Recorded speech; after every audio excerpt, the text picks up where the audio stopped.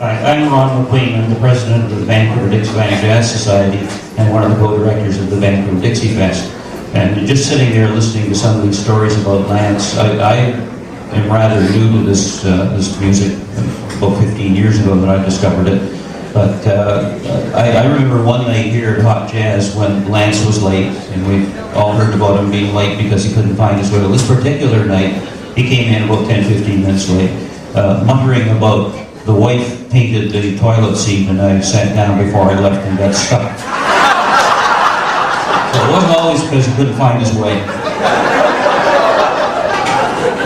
Some of you probably have the recording that he made called Happy Jazz, and there's a picture of him on the cover with all these musical instruments hanging from him. And that's one of the visions that I'll always have of Lance. He was at every one of our festivals. The Vancouver Classic Jazz Band Ball when it was downtown, and the Vancouver Dixie Fest out in White Rock. He didn't make the last one, but he came close.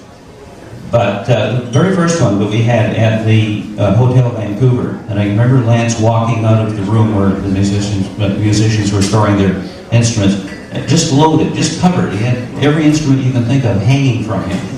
And one night here, I remember he played one tune with his band, and a couple of the band members were late. So Lance was sort of filling in a bit. And one tune he played all of his reeds, and his banjo, and his trumpet, all in the same tune.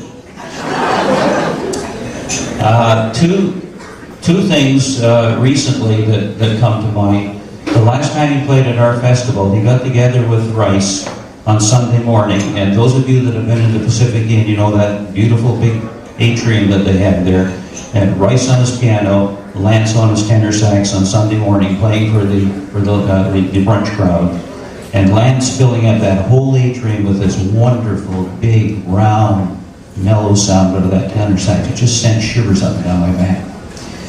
And the last time he played for us, he came out to our Spring Dixie Fest last March. Jimmy Armstrong and his band was there, and Lance was always welcome to play with Jimmy. Well, Lance had to get up 2 steps to the stage. He couldn't make it.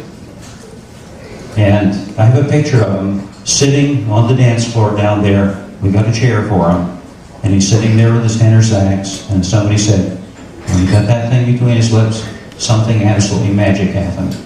And he's sitting there playing away, just having a wonderful time. So those are my memories of Lance. We're going to miss him.